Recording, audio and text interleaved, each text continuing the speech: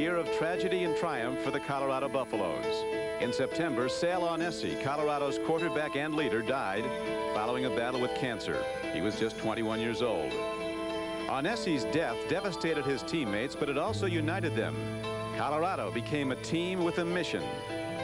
Sal taught us that the best way to fight is 11 men strong, that together we're one, you know, divided we're going to fall. With Aunese providing the inspiration and his successor, Darien Hagan, providing the leadership on the field, Colorado had its best year ever, finishing the regular season undefeated, ranked #1 and coming within one game of the national championship. Now, a year later, the question being asked of head coach Bill McCartney is, can his team be as successful without the Aunese factor? Colorado hopes to have a positive answer to that question today. Last year, Tennessee surprised everyone, including head coach Johnny Majors, finishing the season 11-1 and winning a share of the SEC championship.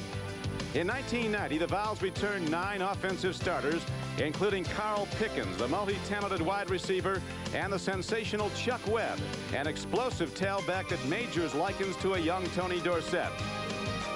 Tennessee hopes to continue where they left off last year. Today, live on NBC Sports from Anaheim Stadium, it's the inaugural game of the Disneyland Pigskin Classic.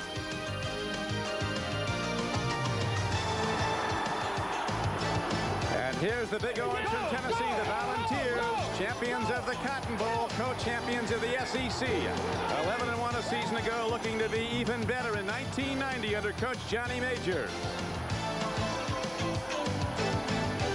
7,000 Tennessee fans here to back the Vols, and here come the Buffaloes of Colorado under Coach Bill McCartney. The only team in America that was unbeaten and untied through the regular season. The Buffaloes, as you know, fell to the Fighting Irish in the Orange Bowl. Now, in 1990, they go for the national championship again. Good afternoon, everyone. I'm Don Crickey with Bill Walsh. The opening game of the season could be one of the best. This is a high-stakes game in the opinion of Coach Bill McCartney of Colorado. The winner will have a real tailwind, possibly heading toward a national championship. The loser, Bill, has a lot of pieces to pick up, and both these coaches clearly are feeling the pressure. Well, John Majors, with all his experience and success, is concerned. He says this is the toughest opener he's ever had. So, you know, both clubs have taken on a real challenge here in Anaheim. The game is loaded with outstanding players. NFL scouts project as many as 8 or 10 of these players will eventually be drafted in the first round by the NFL. Who particularly stands out to you, Bill? Well, there are a number of people, but the right tackle for Tennessee, Anton Davis, what a great athlete, a consensus All-American, an early #1 pick. Alfred Williams, right opposite him, one of the great linebackers in college football. He'll be a #1 pick, a brilliant athlete, an All-American. Tennessee has a fabulous offense. If there's one area that's suspect, though, it could be the Tennessee defense. A lot of new people in there. That'll be tough. They have 7 new starters, 3 junior college players. And being a former coach, I'd guess that 5 of those will be good. 2 will disappoint. Who will they be? Nobody knows. Also joining us today on the sidelines is NBC's Ahmad Rashad. Ahmad?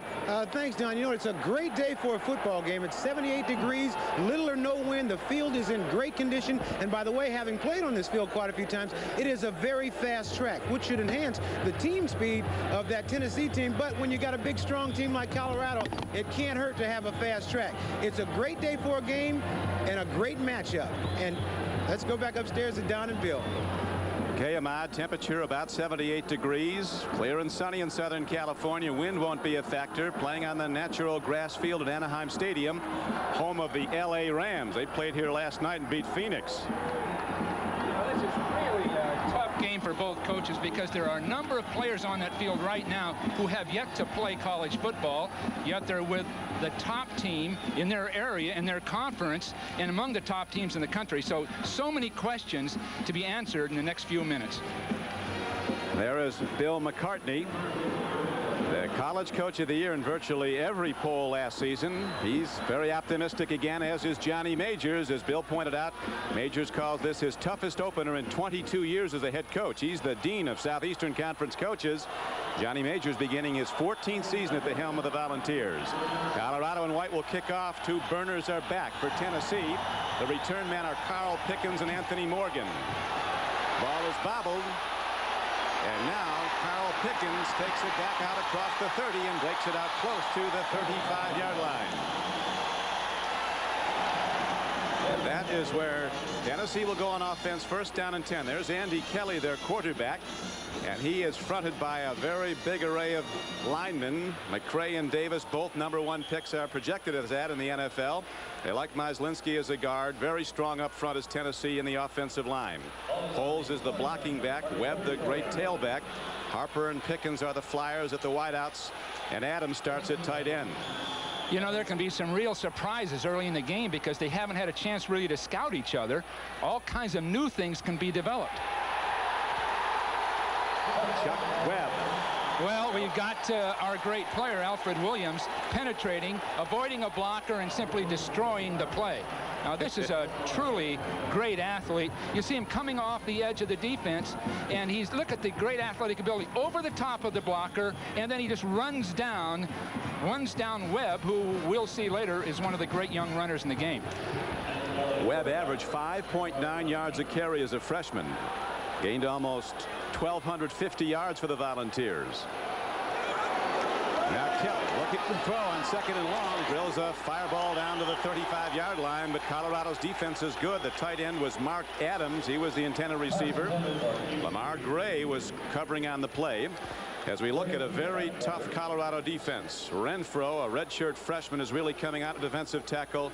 Steed and Howe, experienced down linemen, very good players. Williams and McGee, the outside backers, rated by scouts as the 2 best outside backers in any one team in the country. And they're good inside, too, with Greg Beekert and Chad Brown. McLuhan's dad played for the old Oakland Raiders. The left cornerback, Tim James, a standout safety. They go to the draw. Here's Webb running up the middle of the field.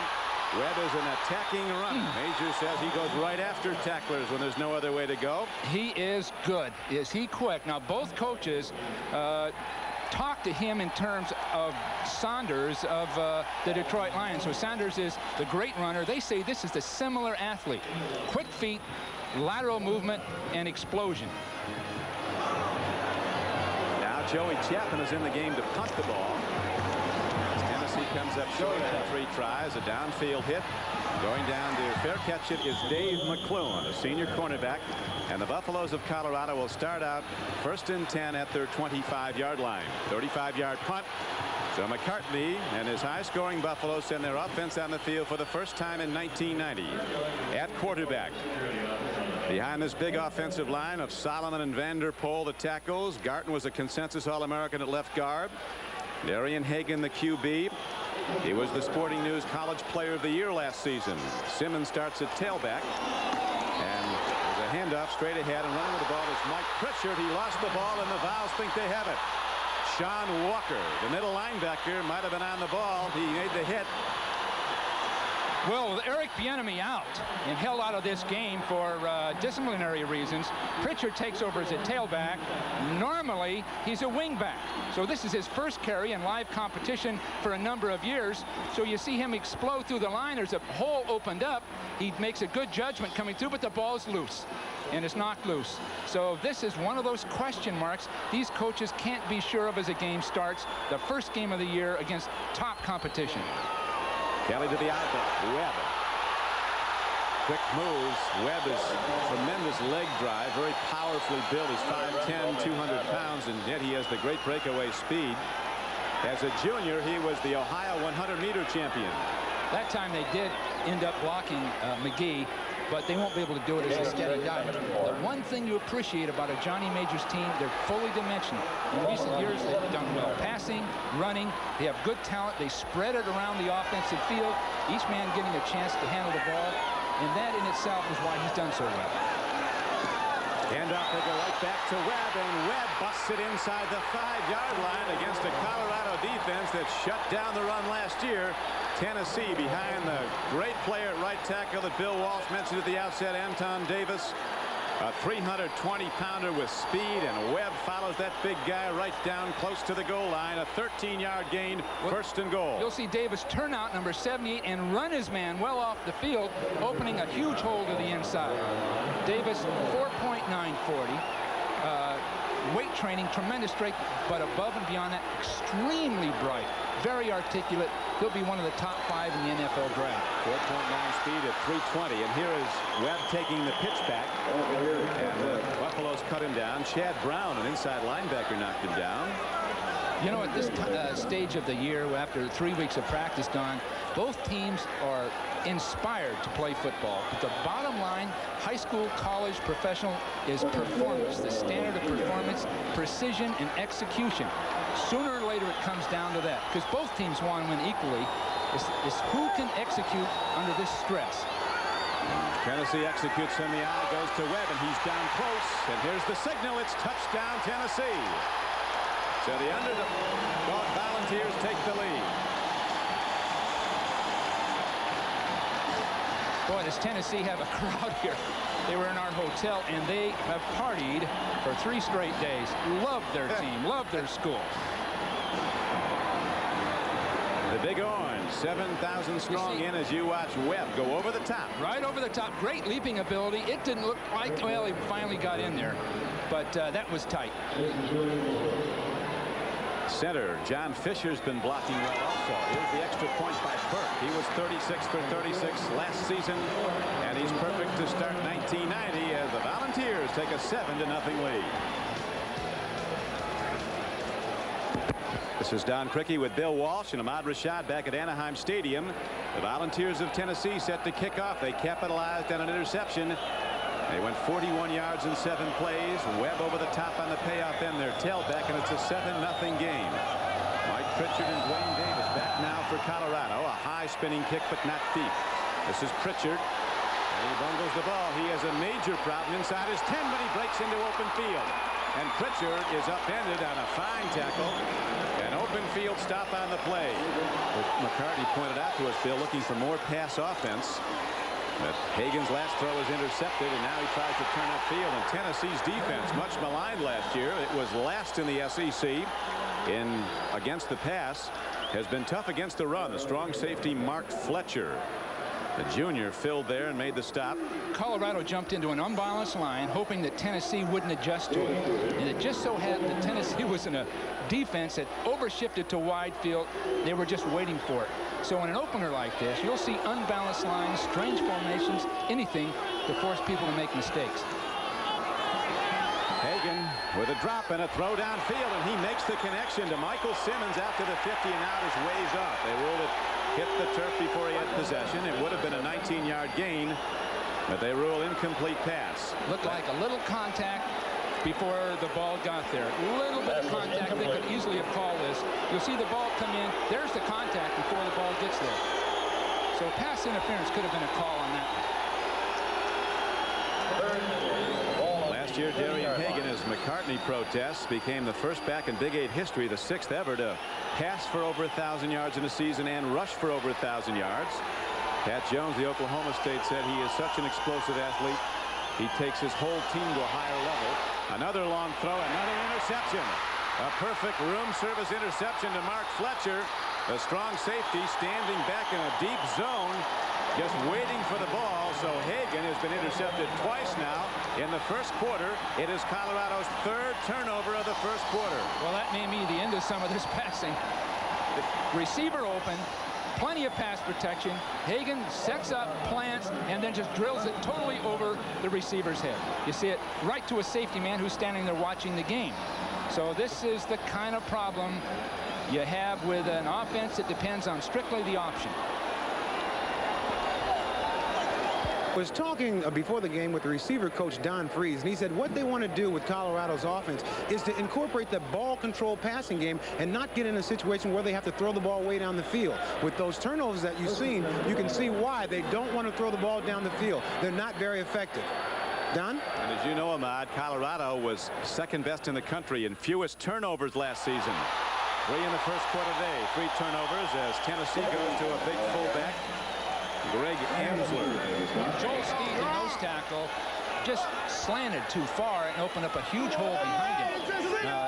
Johnny Majors thinks Joel Steed, number 93, the nose tackle, is their 2nd best player on the Colorado defense. But he's very active, he's moving and creating holes behind him.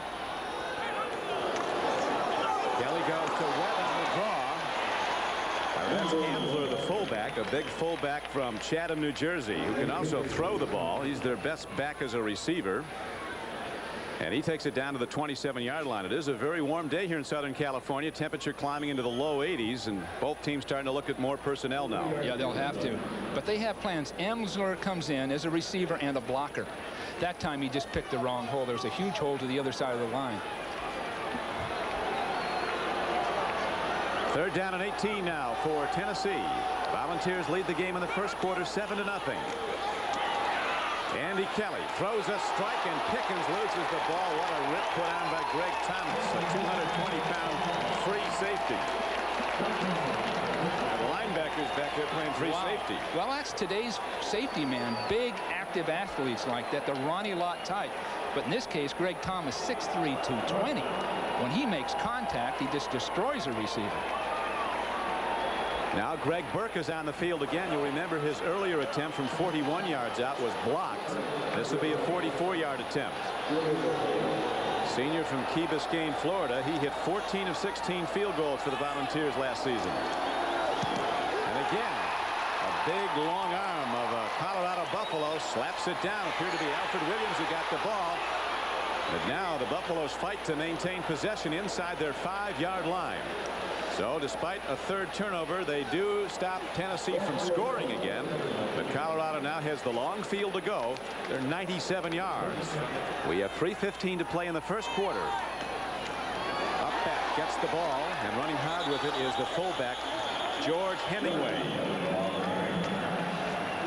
Got an excellent block by the left tackle, Ariel Solomon, who another man who's an NFL prospect. 4 offensive tackles in this game that will really make something happen. So you'll see him right here blocking down and making the kind of hole that will make a big difference. It's coming right through on the linebacker, cuts him down. Active athlete. 4 outstanding tackles in one football game. 2nd and 2 for Colorado. And straight ahead for the first down is Mike Pritchard, a 5'11", 180-pound tailback wide receiver from Las Vegas, as the Buffaloes get their 5th first down of this game. Late in the first quarter, they're trailing Tennessee 7-0. 2:28 to play in the quarter. Both teams settling down now. Now you see the real strength of either club. By the way, Hagan just came out of the game limping, just on the edge of the field. And Charles Johnson's in at quarterback, so I'm sure they'll be looking. He was limping, so let's see what happened. Hagan's durable, but not big. 5'10", 185. Charles Johnson's 5'11", about 160. Very quick.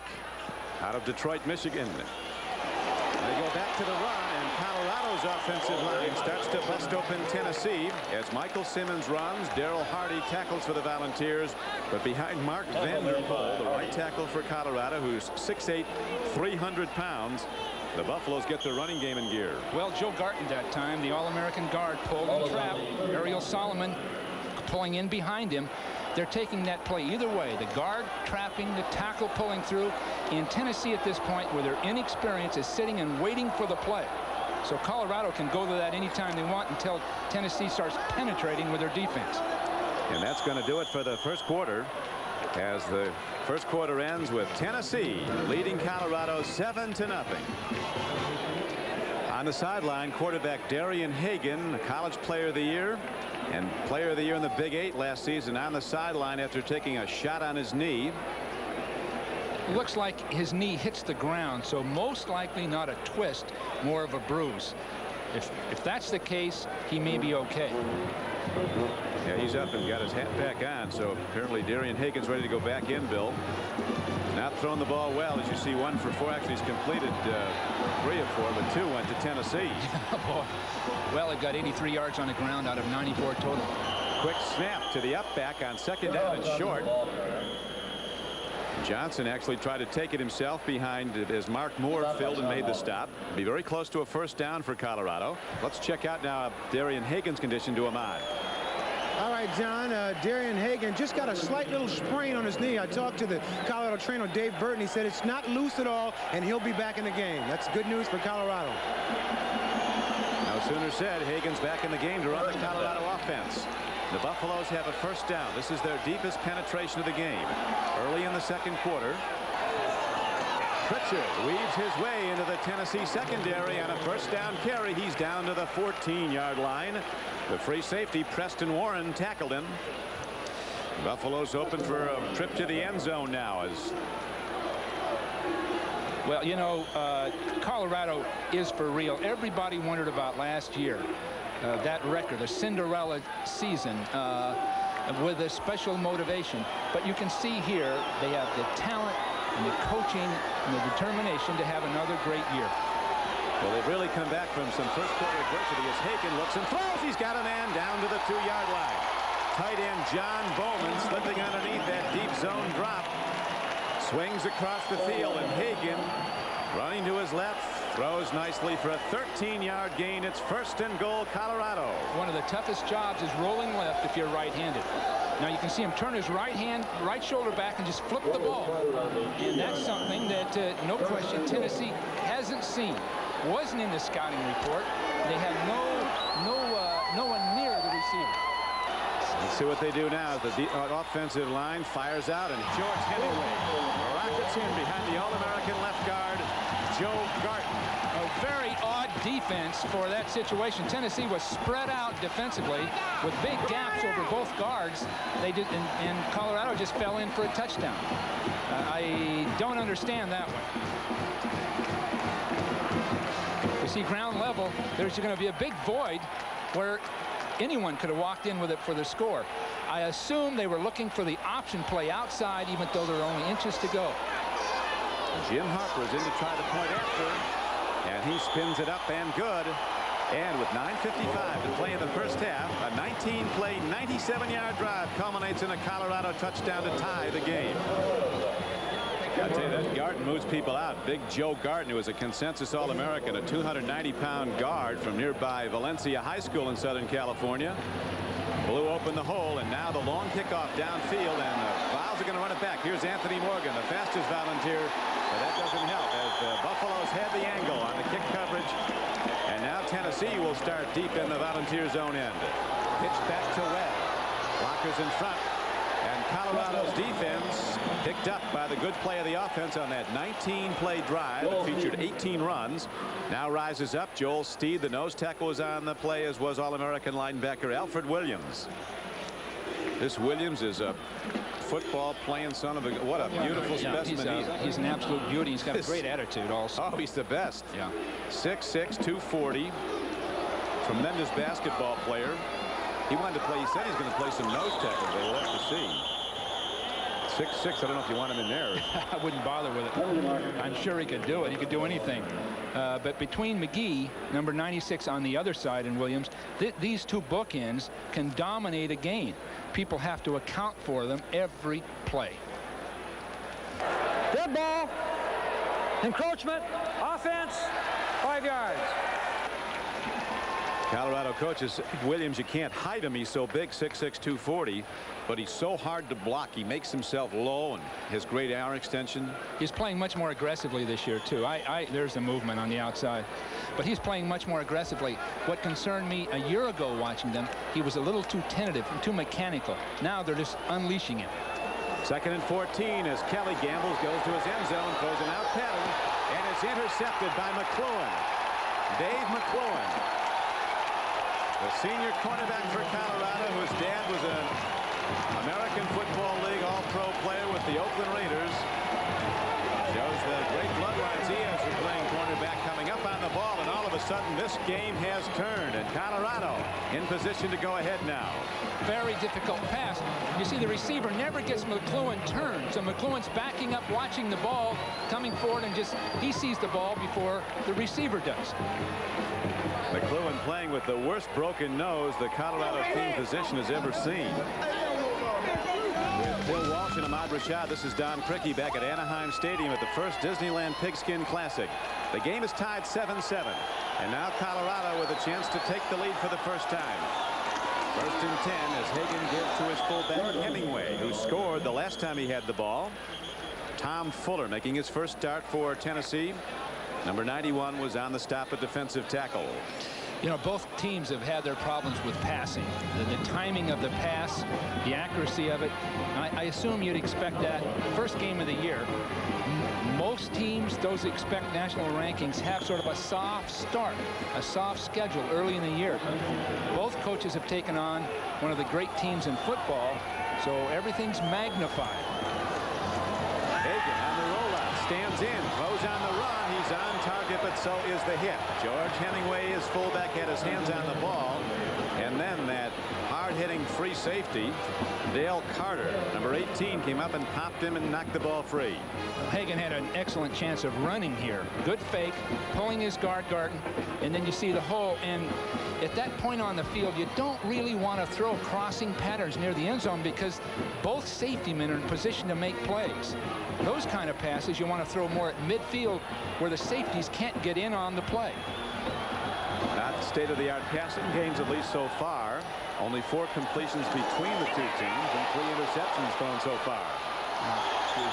Hagan throwing a fastball. He was drafted by the Toronto Blue Jays as a shortstop.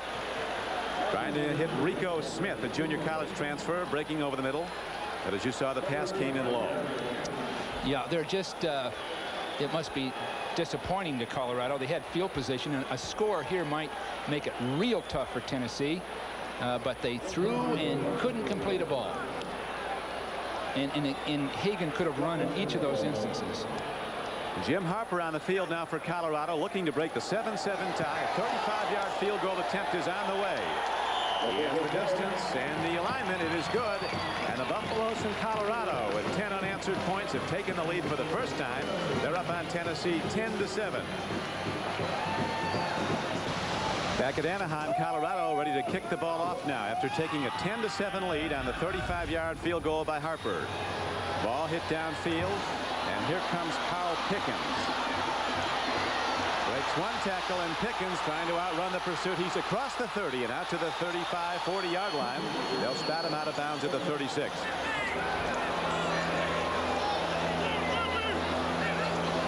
First down throw, quick out. Pickens makes the reception, and he's defended against quickly by Deion Figures, right cornerback for Colorado. Tennessee does a great job of coaching pass offense. Walt Harris, the head coach at Pacific now, was the offensive coordinator for years and installed an excellent system of throwing the ball, and that in itself may make a difference here as the day goes on. But both teams with some interceptions, and that's a problem. 10-7 game Colorado after Tennessee had led in the first quarter 7-0. Both teams ranked in every top 10 preseason poll as Webb breaks into open field and takes it inside the 45-yard line of Colorado.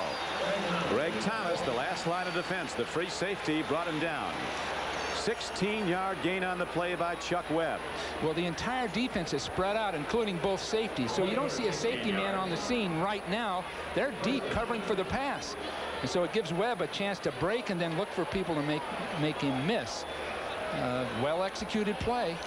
Both teams show you the potential of having devastating offenses, but both are misfiring just enough to eliminate the scoring part of this thing. Webb had trouble getting going early, but now he's up to 48 yards on 12 carries. He's running a pattern, and here's a throw over the middle. A perfect strike. With the ball is Alvin Harper, a sensational athlete whose high jumped over 7'2".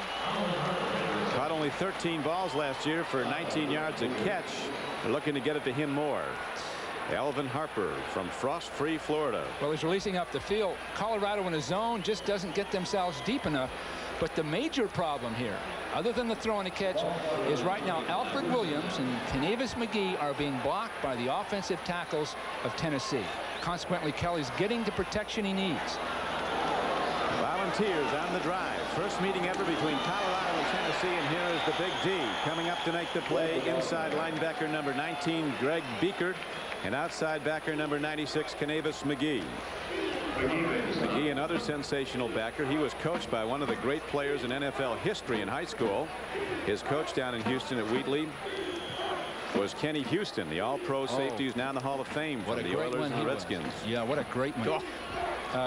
Kenavis also admitted to the tough business school at Colorado, so he's a solid student.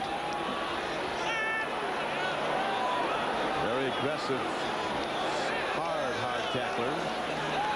Good play fake by Andy Kelly, but now he's on the run, gets a block. Running out of time is Andy Kelly as he heads for the 12th man and bails out with the sideline. Gary Howe ran him out. The third down coming up, 3rd and 16. He could have thrown that one away. I'm sure the coaches will talk to him about it later. There's no need to do that. Just find a way to throw the football away. They took a loss on it. It seems like 2 good plays, 1 bad one for both teams at this point. And this is the problem with taking a game on like this. But Colorado needed the income, $550,000 guarantee. Tennessee is taking the income, $200,000 of it's going to a library on campus. And of course, Tennessee has huge revenue from their huge stadium and great following in that state. Neyland Stadium that holds 91,000. They average almost 94,000 a game.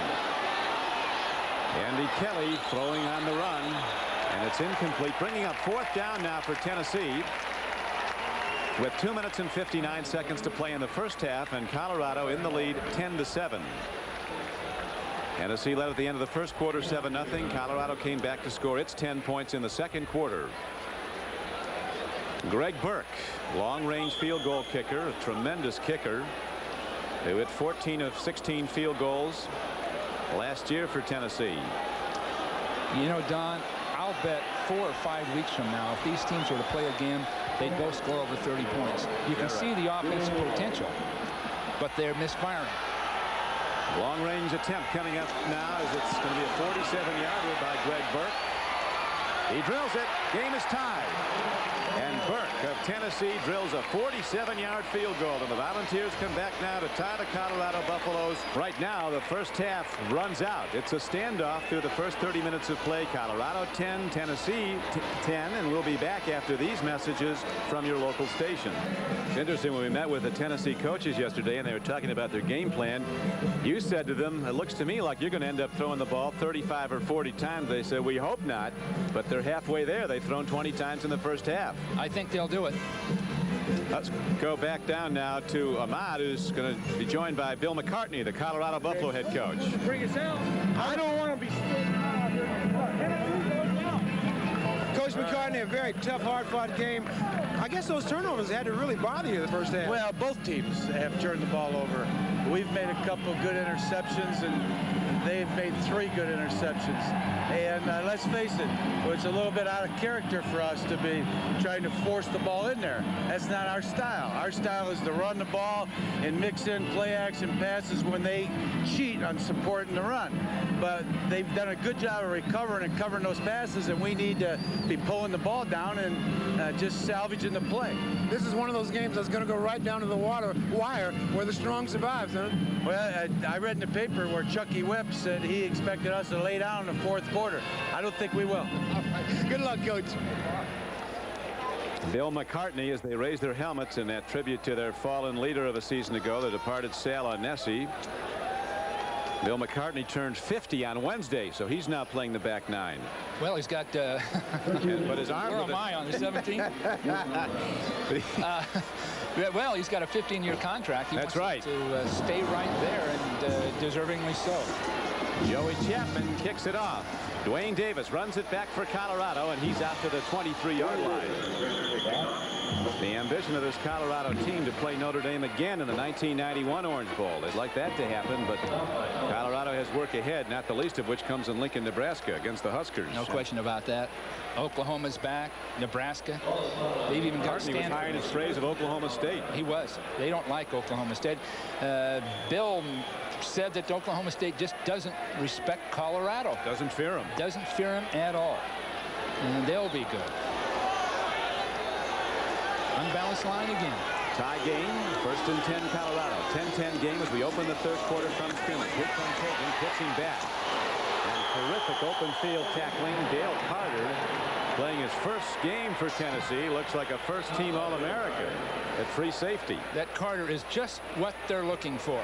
Junior college or not, you'll see the unbalanced line, just 2 people on this side and the strength to the wide field. And this time they wanted to run the option play into that short side, but you're going to get some hitting right from here that makes one big difference. You see Carter coming all the way through, bang, right down the middle.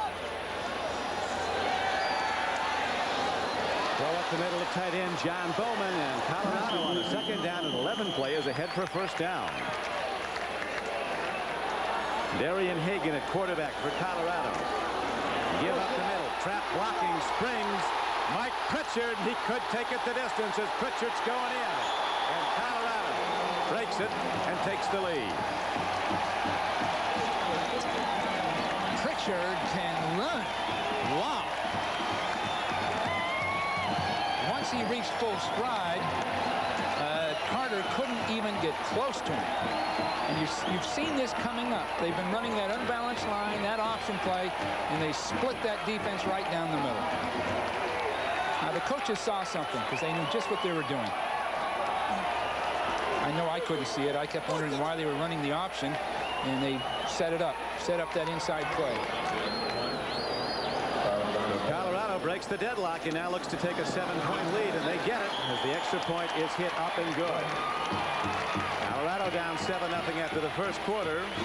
Now leads Tennessee 17-10. You see people overrunning the play. And there's a missed tackle. I believe the strong safety missed the tackle. But that speed really paid off. It's interesting, Bill. The starting defensive tackles for Tennessee were out on that play, given a break, and Colorado goes the distance. Austin for 55 yards and a touch, and that's the lead now for Colorado, a 7-point advantage as the kickoff goes downfield, and here is Carl Pickens. Caution, don't bring it out. Much as he wanted to, his running mate back there. And you got to have people talking to you, don't you, Bill, when you're returning kicks? You know, he almost came out of there with that. Way down the field. First down and 10 for the Volunteers. They go to Webb. The Colorado defense keys on him as Canavis McGee at 6'5", 250 pounds. An outside backer, one of the H boys. He and Williams have known each other since they've been freshmen in high school in Houston. It's the H boys, the Houston boys. Some say it's the H boys because they're the hit boys. They're all of the above. Canavis was not blocked on that play. Now, you can't expect to make any yardage not blocking a man like that coming around from the outside. Second down and 7 now for Tennessee. Andy Kelly takes a look, swings it out. Nicely fielded by his running back, Chuck Webb, but the defense was there. David Gibbs, number 15, a cornerback, knocked him down.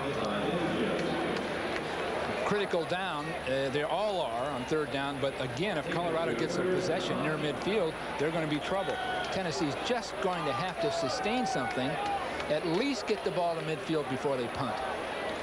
Last season, Tennessee averaged just over 6 yards on every first down attempt. They got almost 6 on that play. Third down and 5. Andy Kelly throws an out pattern. Tight end Von Rees makes a diving play on the ball, and they rule the reception, and Tennessee has a first down. If they keep that up, I think they can just control the ball. Just throwing short between defenders. Both outside guys, these great athletes, Williams and McGee, aren't intensely rushing when they rush. Maybe it's fatigue or whatever. But if they were ever to be in the NFL, they'd have to give a little more of it than that. They're going to have to explode up that field. First down and 10, Tennessee. Volunteers down by 7 with 9:25 to play in the third quarter. Webb breaks it. He gets about 13 yards out to the 43-yard line, and the Vols rip off a big gainer. Dave McClellan finally ran him out of bounds. This is great exposure for both clubs, and as we mentioned, Don, the recruiting is a big factor for both of them out of state. And you mentioned, was it 38 athletes from Southern California on the Colorado team. So they like this exposure, and they're both national contenders, and everybody gets a chance to look at them.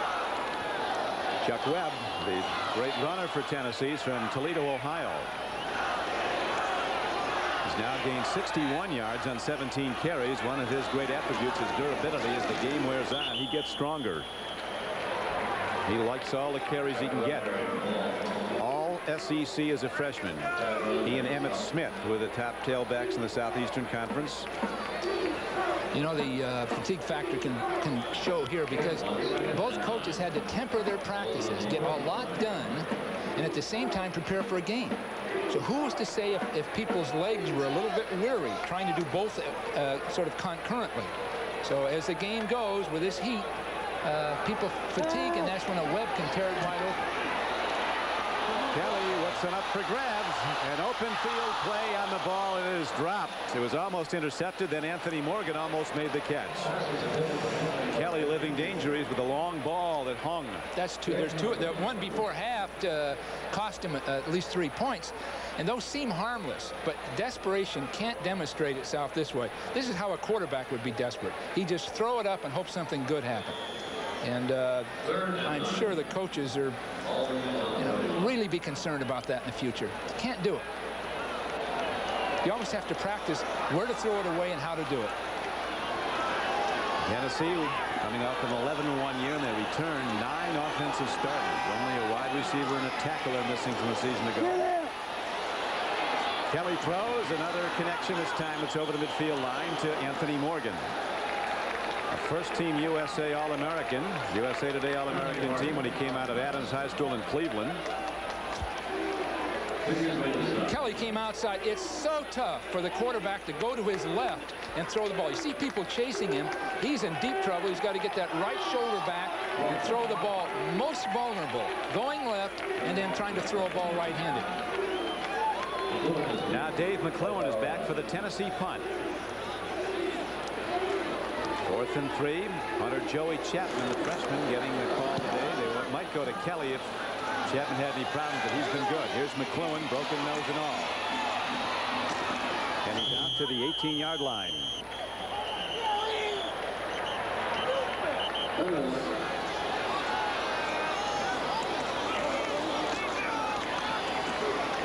Michael Simmons runs the ball across the 30 on first down.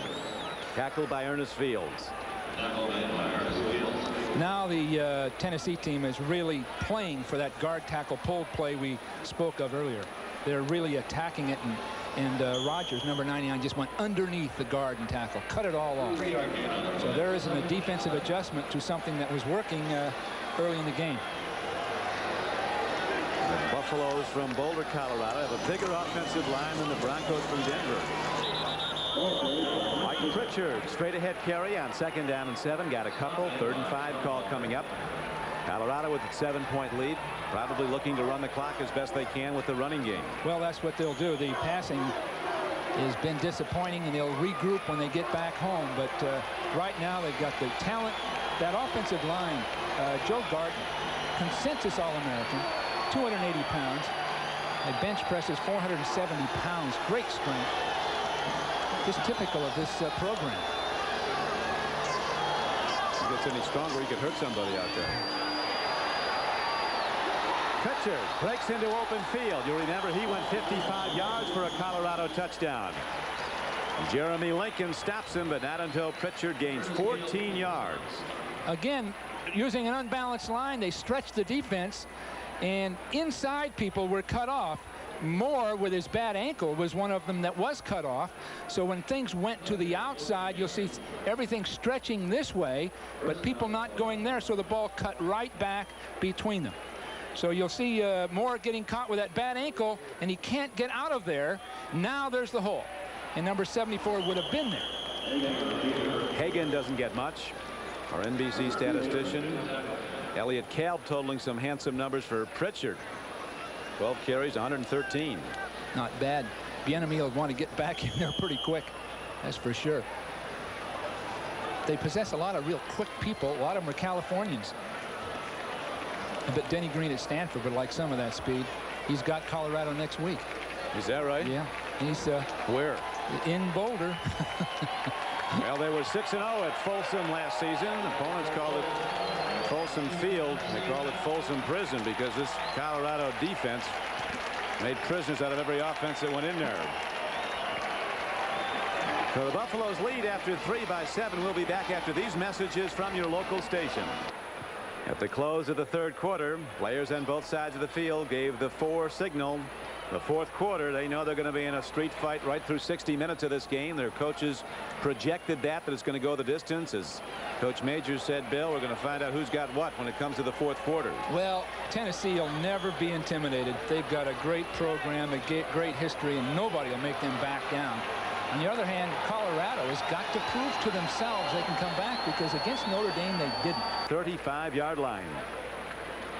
Well, the offensive people on both teams are so active, and that time Vanderpool pulled from here through. They got the full pull, and they get people in front of the ball carrier. Right up inside, good trap right there. And I believe that was Heasley that really did the trapping. Buffalo's averaged 372 yards a game running the ball last season. Only Nebraska averaged more. We're going to that power run game again. Tailback. Pritchard breaks it inside the 20-yard line. Mark Fletcher, the strong safety for Tennessee, stopped him from going the distance as it was. Pritchard got 17. Again, cutback plays in the middle. Cutting one man off and then letting the others overrun it. And that's just what happened one more time. So all you need is one man out of that pursuit, and there's a gap in the defense, and that quickness takes it. Well, Tennessee's in trouble at this point because three points on a field goal could make it really tough to come back. And especially if Colorado takes another 3 or 4 minutes off the clock before they score.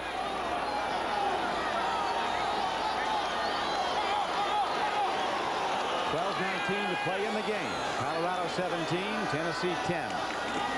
First down, Buffalo. Darien Hagan pitches back.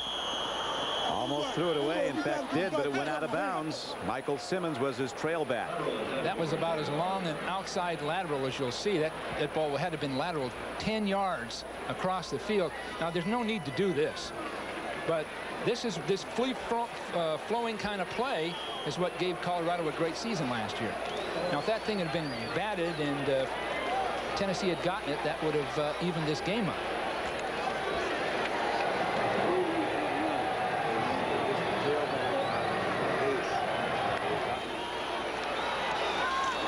On 2nd and 10, Pritchard gets the ball.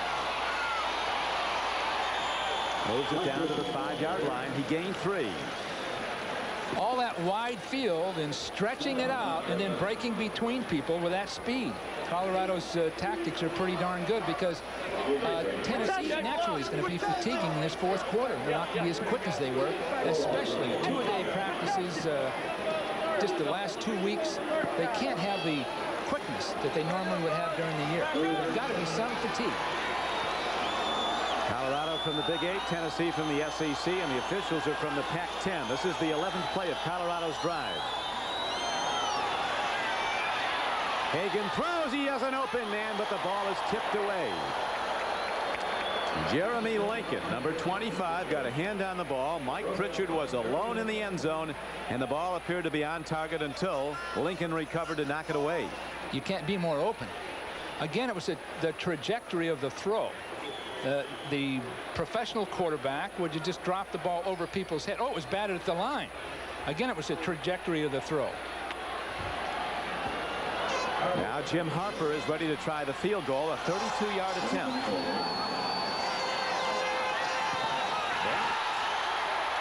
By the Vols.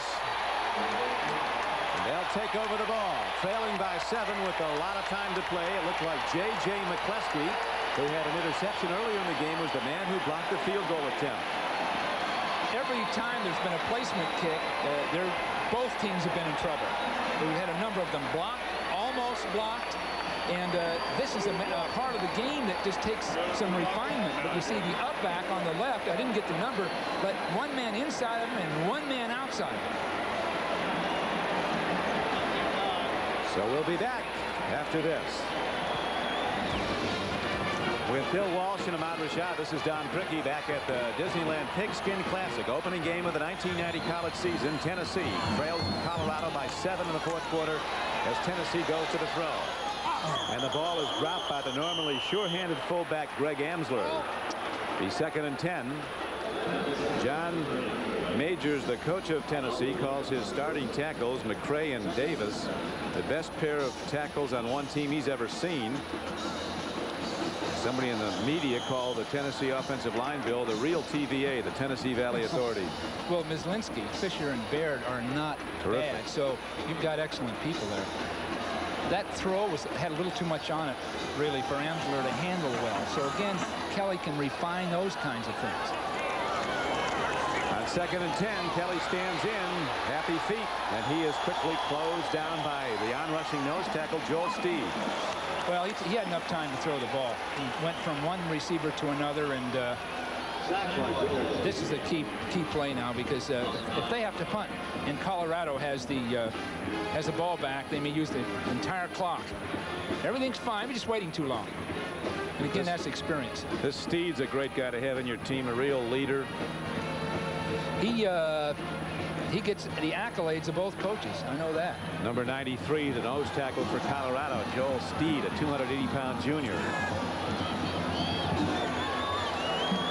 3rd down and 19 now. The Vols have a big problem. Dump off goes to Webb as he tries to do it in the open field, but on the cutback at the 15, he loses his footing. Chad Brown falls on him. And Tennessee has to punt the ball from deep in their own end, trailing 17-10. Alfred Williams was all over Kelly that time. Not so much to sack him, but just to get in the way.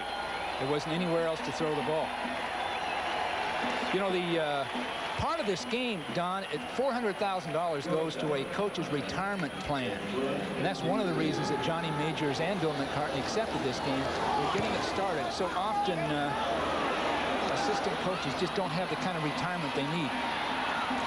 McClellan breaks into open field. Abe McClellan inside the 10, and he takes it in, putting the tap around. A sensational performance.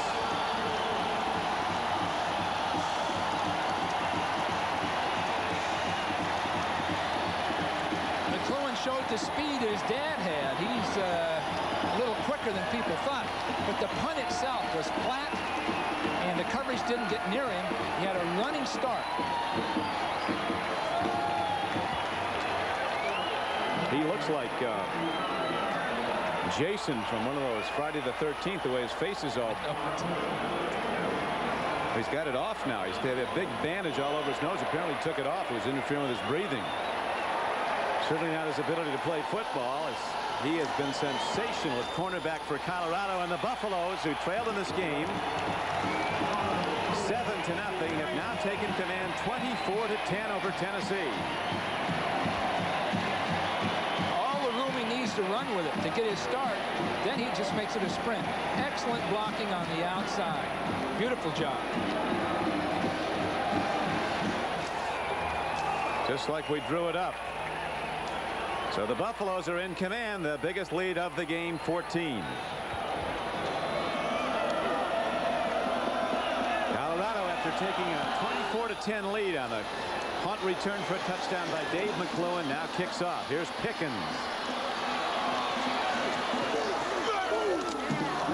Now Pickens is out to the 31-yard line. Of course, Tennessee now is going to have to throw every down, and this is where Alfred Williams, McGee, Steed, these guys are going to just sell out now. Go after that passer. Here comes the rush as Kelly stands in, and it's slapped back. Almost intercepted. Gary Howe got a hand at it, and Alfred Williams, who was a standout basketball player and played varsity one season at Colorado, almost caught the ball. You can't just, as a quarterback, look at a man and then throw him the ball. Most often, a short pass like that, the quarterback has to move, then throw it, so that someone can't zero in, jump up, and block it. Again, these are all the nuances that take people years to develop. Tennessee has split the run on the pass, Bill. 30 rushes, 31 throws. We might get 40 throws by the time the day's over.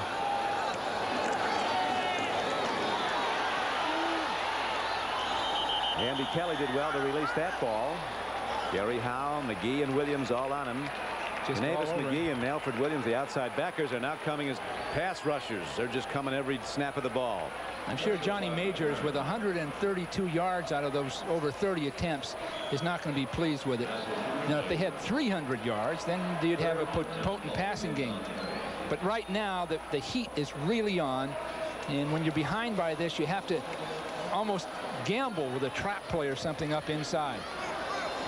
Webb is in the game. He's their trap runner, their tailback, a line behind Kelly, but he's now set up as a pass blocker. Kelly throws and makes the completion. Nicely done. Connection to Alvin Harper for a first down. That was well done. Now it's a matter of the pass protectors just getting their job done.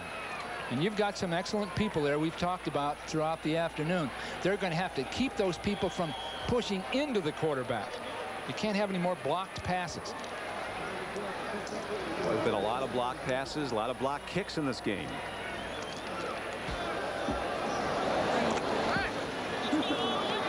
Tennessee coming off an 11-1 season, and they finished 5th in the national rankings in the concluding poll last year. So they won the Cotton Bowl over Arkansas.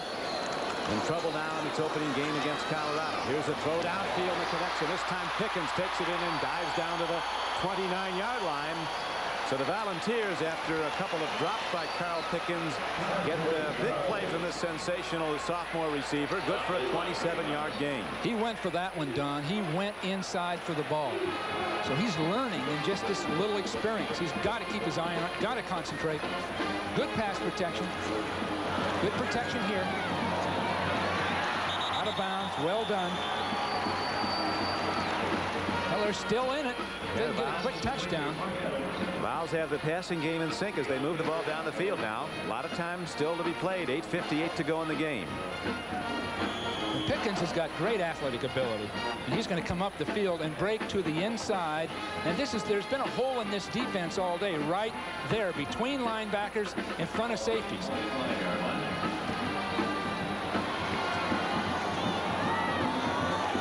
Second down and 4 now for Tennessee. Vols trail the Buffaloes by 14 points.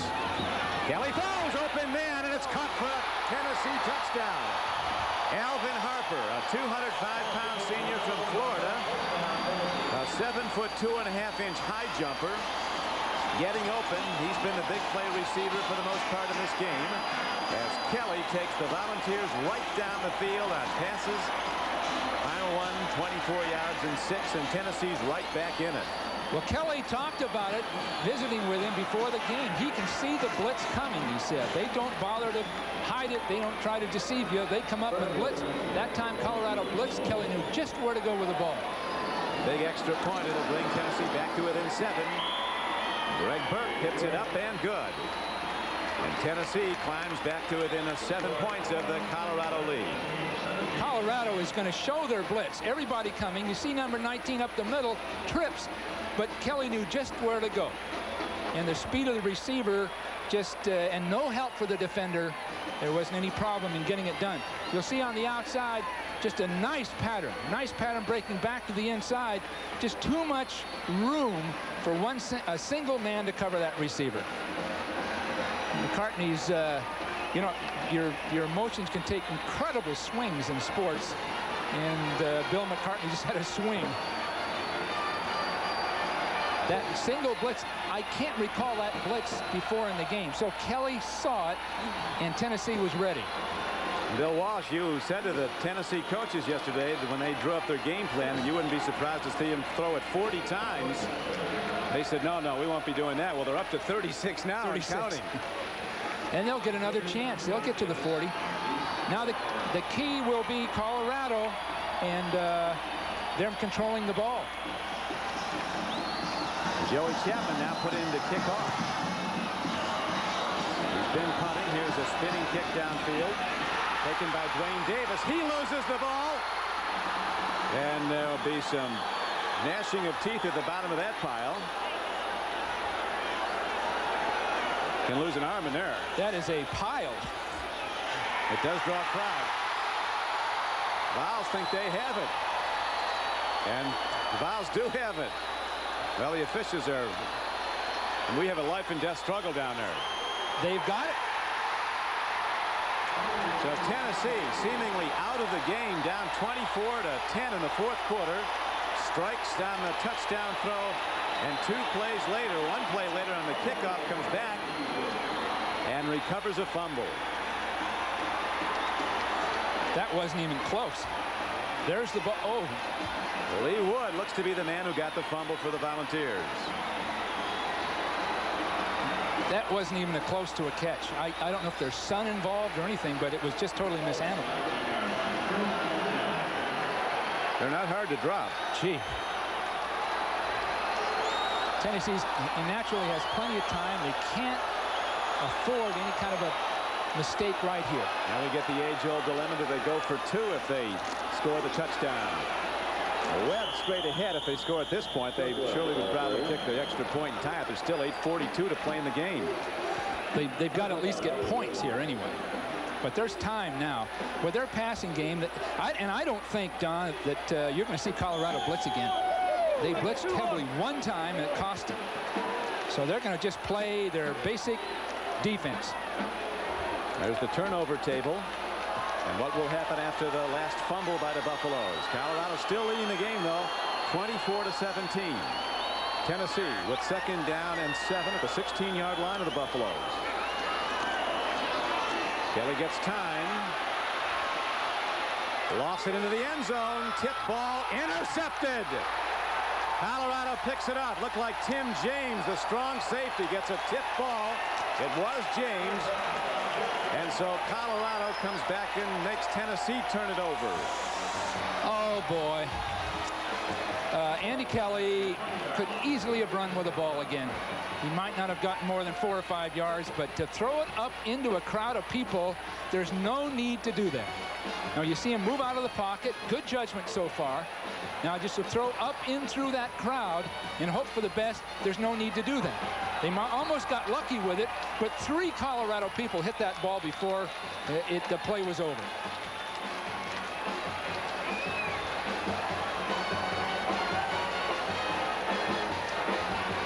We'll be back to the Pigskin Classic after this. Back to the Pigskin Classic with 7:57 to play in the game, and Colorado, its lead threatened, takes the ball back on an interception of Andy Kelly of Tennessee. Ball picked up by the strong safety Tim James, a standout player in the Big 8 throughout his entire career at Colorado. He's now a senior. But still, Bill Walsh, there's time for them to get the ball back, the Vols, and get back in it. If they can get 3 and out here or close to it, they'll come right back. They can throw effectively. It's just the misjudgments down the field, and Andy Kelly can clear that up, but it may cost him a game along the way. To the run. Tennessee's defense is there to stop Michael Simmons for a little gain, 2nd and long. Sean Walker, the middle linebacker, made the tackle, number 45. Well, it always seems to boil down to the last 5 or 6 minutes in these kinds of games where you've got nationally ranked teams, and we talked about a big pass play making the difference. It appeared that for Tennessee, but the pass plays have been negative factors, not positive. Hagan on the option run, fires it out somehow. It could go the distance. Mike Pritchard's on the run. He went 55 for a touchdown. Now he'll exceed that as he takes it all the way. No flags down.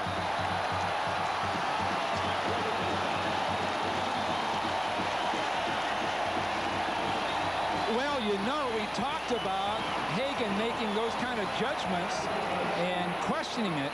That was a left-handed pitch.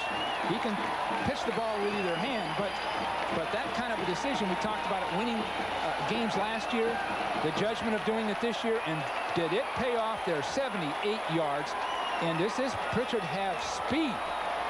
That sprint for him down that sideline. 78 yards. Look at these numbers, Bill, for Pritchard. 215, 16 carries, 2 touchdowns. The enemy had better be ready when he comes back next week. The extra point is up and good, and again Tennessee finds itself in that 14-point hole. Volunteers down to Colorado 31-17, and still 7:11 left to play. This pitch is phenomenal. Going down, pitching the ball way outside like that. Now that's the accuracy of that ambidextrous throw. Left-handed he did that with. Now watch that sprint for him. He's not going to get caught. What a shocker. Tennessee is celebrating 1 second, and the next second they watch Pritchard come floating by him. A lot of things are being done now to cut back on the lengths people go to win in college football. By and large, they're good. But I say again, they must improve or increase the amount of aid the athlete gets so he can subsist like other students. Kyle Pickens runs it back.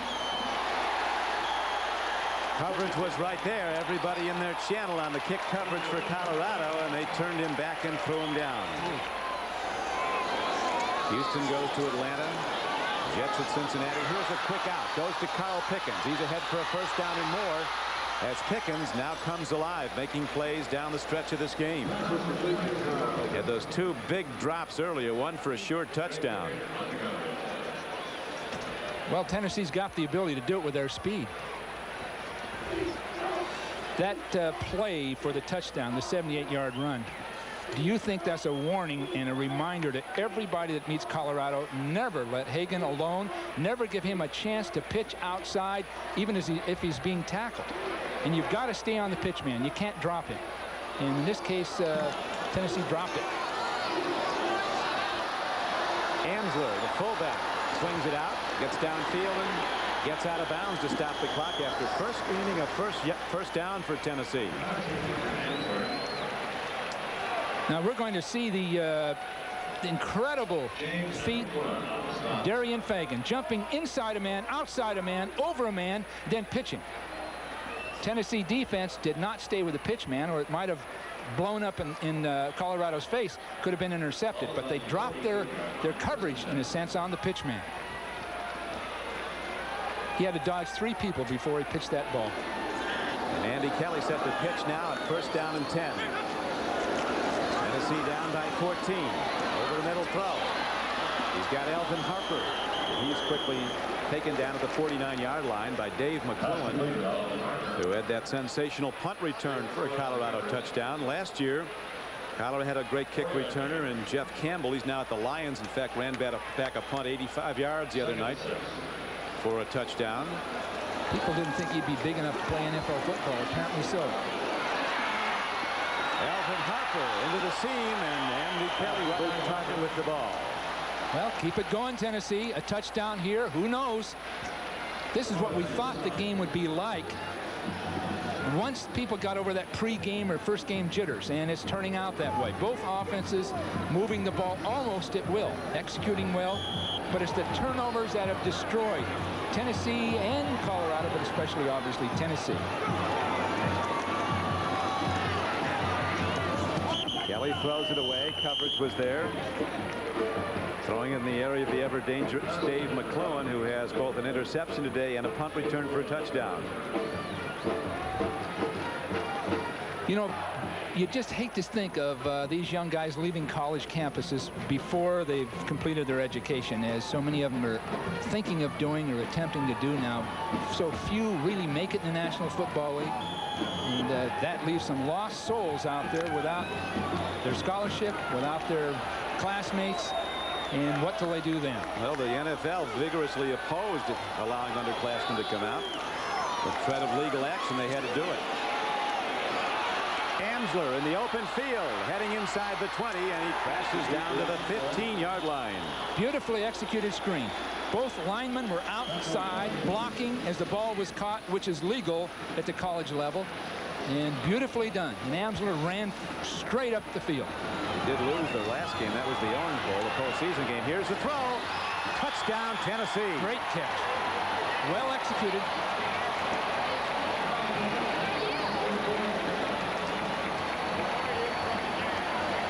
Well executed.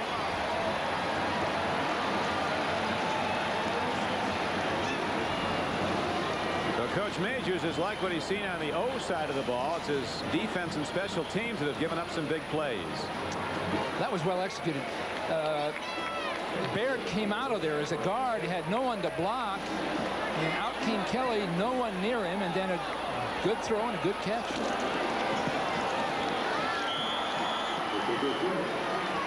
The 7-point game again as Colorado's lead is cut to 31-24. You'll see outside he comes, and oh, it's number 51, Fisher, coming out the center. No one to block, but this catch took some doing.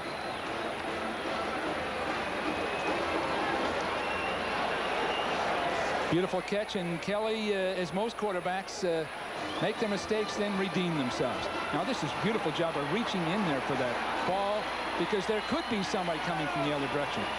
So Pickens has had a hot and cold day, but he's demonstrated his great athletic ability, and he's here to stay. Sophomore. If he stays in college, he'll be one of the typical Tennessee receivers that have great careers and go to the NFL. Back to live action. Tennessee after the score. Kicks off. Colorado leading by 7. They'll not bring it out as the kickoff is out of the end zone. Tennessee and Colorado. Buffaloes with the ball in a 7-point lead. Pressure on the Tennessee defense now. Darien Hagan on the option run stays in bounds. Keeps the clock running after a gain of 4. Well, that pitch play might not be part of the arsenal the rest of this game because one miscue could cost them. But earlier on, that play by Hagan, excuse me, was phenomenal.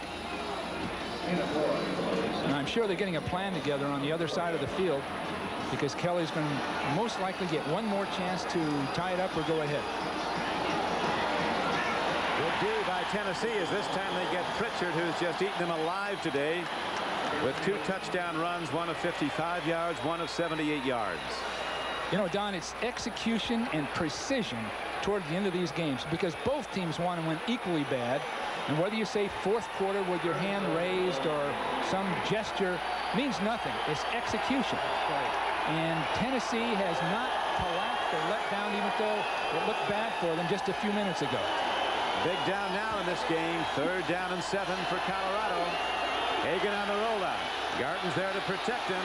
Hagan throws. Incomplete. Colorado has to punt, and Tennessee gets another crack at it with still a substantial amount of time on the clock. 4:21 to play. That stopped the clock. Incomplete pass stops the clock. Gives Tennessee about 25 more seconds when they do get possession. You've got to be careful of incomplete passes when you want to take time off the clock. Talk, Bill, about the General Nealon, the great Tennessee coach of yesteryear, and his axioms of winning football about the team that makes the fewest mistakes wins. Another was, and it takes some thinking when you hear it, close games are usually lost by the losing team, not won by the winning team. So true. Chapman hits it downfield. Pickens has to let it roll, and it takes a big Colorado bounce down to the 26-yard line. So Tennessee has the long field to go, but they've got a chance, down by 7. Back live at Anaheim Stadium. Tennessee has the ball. Andy Kelly really lighting it up with his throwing arm in the 4th quarter. 11 for 16, 163 yards, which is impressive, but the one big interception might finally cost him the game. He'll learn from all this, and he's out there giving it a shot right now, so anything can happen. Tennessee starts pitching, though. They can cover the field fast. Here's Kelly standing in. Out pattern. Goes to tight end Von Reeves, who works his way ahead for a gain of 8 yards and steps out of bounds. 4:03 left to play, and Colorado on defense in the lead by 7. You see the uniform soiled and people tired, and some of it reverts to the pass rushers themselves. If they're tired, they lose that explosion and they don't get to the passer. And just the recent 4 or 5 throws, the Colorado pass rush has not been getting close. 2nd and 2 for Tennessee. Andrew catches the ball somehow and heads for a 1st down and gets out of bounds. Good catch. Good judgment. And he used whatever speed he had against some guys that might be a little faster and just went for that sideline. And all of this demonstrates some poise and some coaching. But look at this. Nice catch, but he makes something out of it. Gets that 1st down and stops the clock.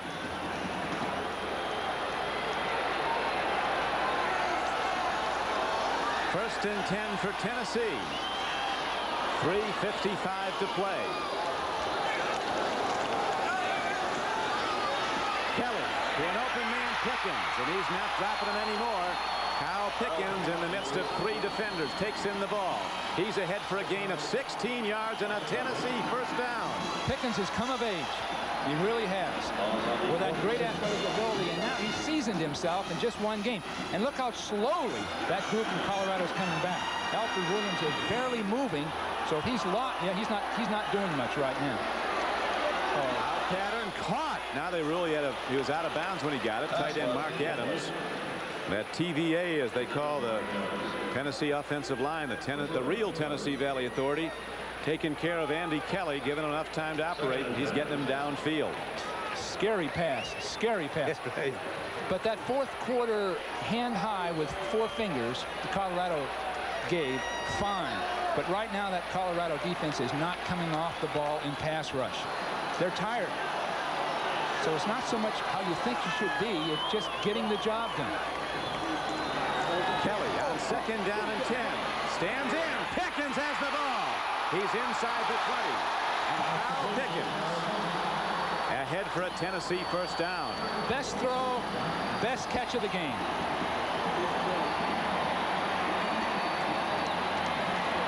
And no pass rush, none.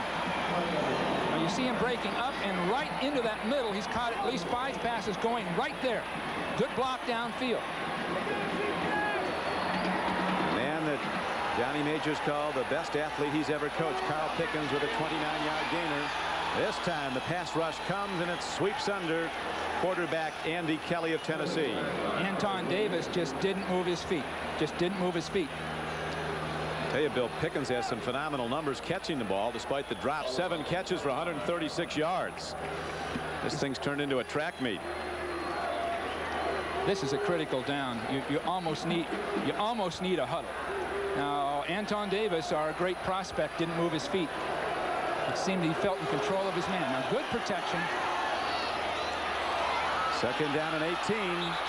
They get the ball down the sidelines to Pickens, and he's down inside the 20-yard line to the 19. But a very difficult play call now for Tennessee. You know they'll be throwing it. 3rd down and 13. Well, they've got 2 downs to get 13 yards, and if they look at it that way, they'll probably be okay. One of those screens would most likely be there because the pass rushers just aren't getting on track. So they're not going to get out to a screen either. So the screen pass or something right up the middle in the way of a trap might have a good chance. It's so easy to say all that, Don. Yeah, you've got a lot of them to work. Oh, They've got the great runner that can run that trap in Webb. They need 13. Kelly searches out an open man. Fires near side. There is an open man there. Vince Moore. But they ruled that he had a knee down when he caught the ball. And now a dilemma faces Johnny Majors and the Tennessee coaching staff. 4th down arises. They're down by 7. They have the ball at the 12-yard line of Colorado. Need 4 yards for the first down. Just think that one knee right there. His knee was down. If that ball would have been up 6 inches, they very well might have had a touchdown. Just 6 inches. But still a lot of time remaining as this is slowly evolving into a primetime show in the East. So you were wrong when you told those Tennessee coaches you thought they'd end up throwing it 40 times. They've thrown it 51. 51. We'll get one more probably. They'll get more than that with 2:40 left. They've been holding Colorado when the Buffaloes have gotten back the ball.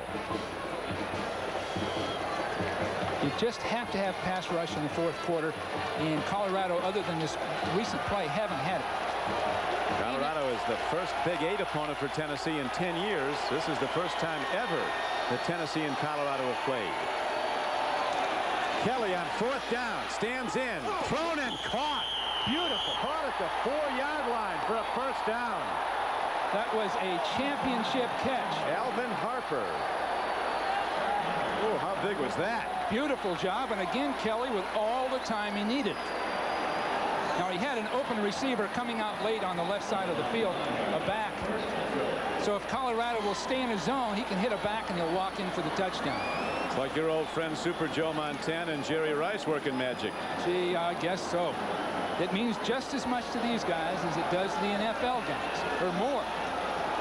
They're representing their great university. 1st and goal for Tennessee as they hit the 4th down play for a first down. Now they've got a guard against the interception throw. Oh, no. Almost. Gee, he did it again. Greg Thomas. So close to a game winner for the Buffaloes. Oh, gee. He came left, threw right back into defenders.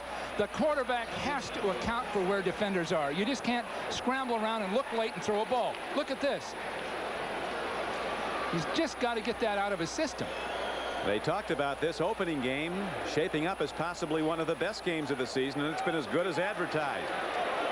As with 2 minutes and 29 seconds to play, Colorado's holding to a 31-24 lead over the orange-clad Volunteers of Tennessee. 2nd and goal, Tennessee. Down by 7. 2:29 to play. There's the draw you've been looking for, Bill, and it's good for 6.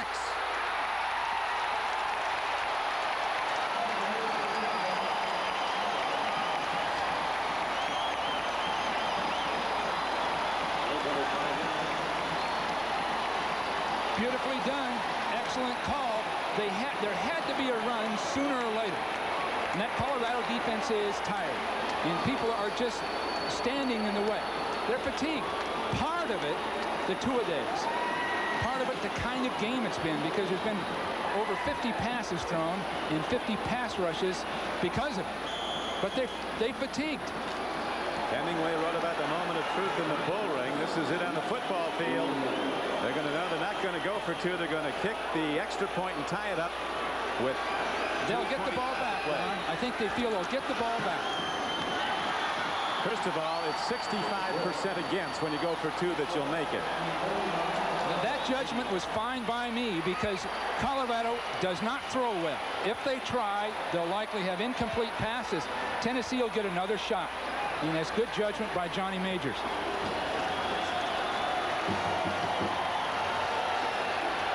Now Joey Chapman kicks off. Don't count Colorado out. They got a very strong kicking game. Well, this is what Bill McCartney and his staff and the team has practiced. They've been in this situation before, haven't done real well, so now they'll have a plan. Mike Pritchard, who's been the back of this game, comes back for Colorado. He has a 78-yard touchdown run and a 55-yarder, and he runs the kickoff back to the 31-yard line. One big play now with their speed, and then get it done again. They keyed on Pritchard. He's been the money back for Colorado, and Shazan Bradley, number 40, shot the gap and made the stop on the 180-pound Pritchard. Well, I'm sure that Colorado is putting together a defensive plan now. Not only offense to try to pull this thing out, but defense because Tennessee could get that ball again. They're going to have a plan. If they leave here with a tie or a draw, so be it. Hagan on the rollout, fires on the run, incomplete at the 49-yard line. Hagan could have run on that play. 1:41 to play. Third down and 13 now arises for Colorado in this tie game with 101 ticks of the clock remaining to be played. I hate to say it, but it's almost befitting we get a tie. Both teams have given it a heck of a shot. It's been an exciting game. I don't wish that on any school or coach, but Volunteer fans, 7,000 strong, sound like 50,000 now. They exhort their defense. Here's Hagan. Great block, gives him a moment. He hits the completion. First down, Colorado, out to the 43-yard line. What a game. Took some real doing for him to get that ball off, because he was being chased. He got some excellent blocks by his offensive lineman coming to the outside, and that saved him. Big one right there. He's going to get another, and he has to get in the way of a big shot on himself getting the ball off.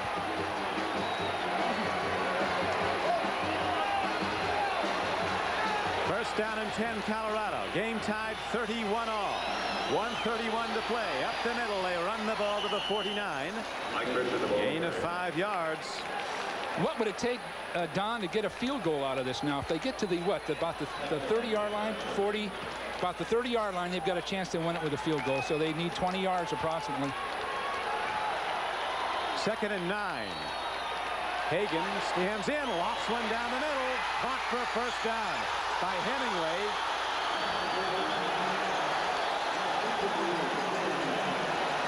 They're waving that off.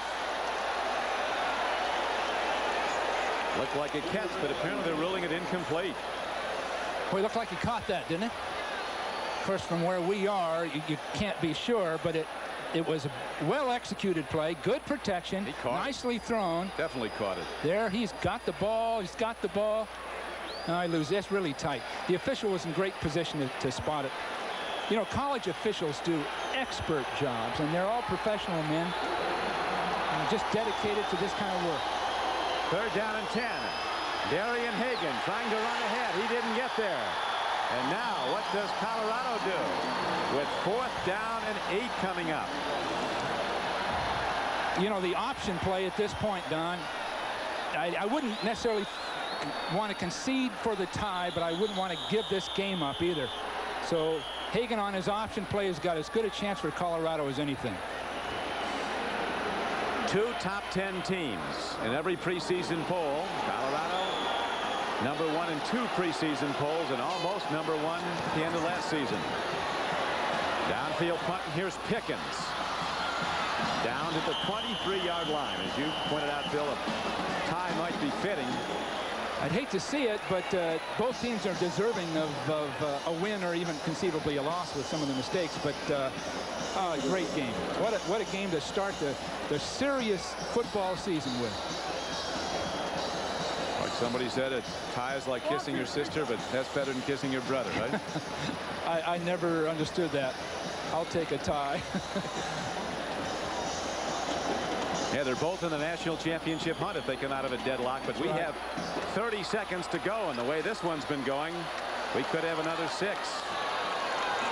Perhaps 3, and here is Webb on the draw. Heading for the sidelines, and they'll cut him down, and now a penalty marker comes in, thrown way in by the back judge. Might be a holding. Way down the field, he might have his eye on one of the flankers' blocks or something.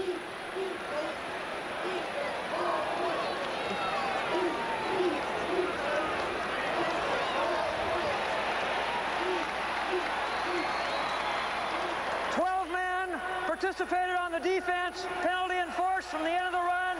15 yards, first down. Whoa. 15. 12 men on the field by Colorado, resulting in a 15-yard penalty. Now that's a new one. I'm sorry if I don't know all the college rules, but 15 yards for 12 men. That's like 5 years for what? Stealing a donut or something. Draw play to Webb. Turns to the outside and gets out of bounds at the 41-yard line with 18 seconds to play. Well, 11 yards, 12-yard gain gets the field goal. Greg Burke is the very experienced Tennessee field goal kicker, a senior who last year hit 14 of 16 field goals.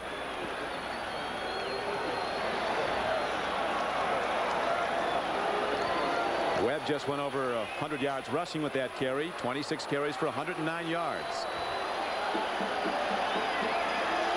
Second down and less than 2, but time is of the essence now. 18 seconds to play. Kelly looks. They get his arm as he releases the ball. It's incomplete. And the clock is stopped, as you see, with 12 seconds to play in this tie game. Well, they can get up the middle with that draw play to Webb anytime they want, because Colorado is weary. They're not getting off blocks. And if you look closely, those uniforms are soiled and they're worn out.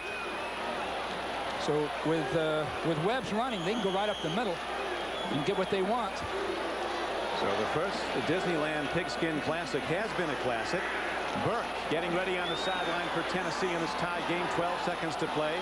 Has hit 1 of 3 field goals today. 2 were blocked. He did make 1 from 47 yards. They've got to get it substantially downfield from here. He's over 57 where they're lining right now.